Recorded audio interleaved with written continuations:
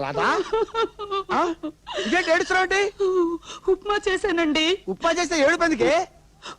ఉప్మా చాలా బాగా కుదిరిందండి. బాగా కుదిరితే సంతోషించాలి కానీ అలా ఎక్కిలెక్కలు పెట్టి ఏడుస్తావంటే వెర్రి మొహం. అతడికి ఉప్మా అంటే చాలా ఇష్టం అండి. ఎత్తగాడికి? అదేనండి నా గోపికి. నీ గోపికి ఇష్టమా?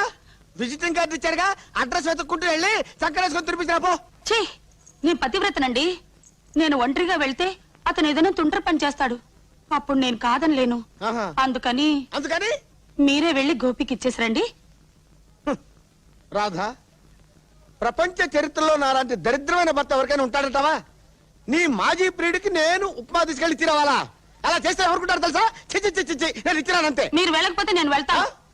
అప్పుడు నా గోపి, రాధా నీకు పెళ్ళైనా పర్వాలేదు, మనం ఎక్కడికైనా లేచిపోదాం అంటాడు. అంటాడు. దానికి నువ్వేమంటావమ్మా? అప్పుడు నేను ఆవేశం పట్టలేక నేను లేచిపోతాను. తల్లి నీకు దండమమ్మా, నువ్వెక్కడ దొరికావే నాకు? సర్లే, ఆకలిగా ఉంది, కొంచెం ఉప్మా పెట్టి నేనే వస్తాను. నా గోపి తినకుండానా? నా ఇంట్లో చేసిన ఉప్మా నేనే ముందు తినకూడదు అన్నమాట. గోపి తిన్నాకనే.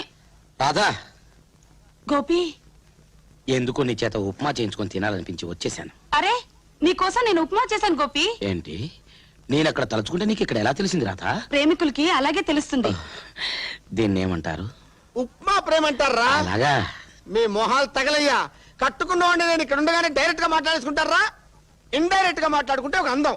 అరే, నీ ఫేస్ ఒక టేస్ట్ రా. చంపుతారా నిన్ను. నేను ఎలా కొడుతుంటే నవ్వుతానంటరా? ఎందుకో నువ్వు ఎంత కొట్టినా నీ మీద జాలేస్తుందే కదా, నాకెందుకో కోపం రావట్లేదు తమ్ముడు. తమ్ముడా?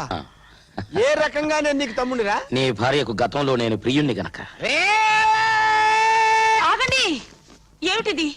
ఇటు ప్రియుడు ఇటు మొగుడు, మధ్యలో చచ్చిపోతున్నాను. రే, మర్యాదగా నా కొంపలోంచి బయటకు అడుగు అలాగే వెళ్తాను. కొంచెం ఉప్మా తినేసి. ఉప్మా తింటాం కాదురా, నిన్ను ఖైమా చేస్తాను. వెళ్ళా బయటకెళ్ళు. ఉప్మా నువ్వేంటి ఏంటి ఆరాధనాపూర్వకంగా చూస్తున్నావు? వెళ్ళు లోపలికి, చంపేస్తాను.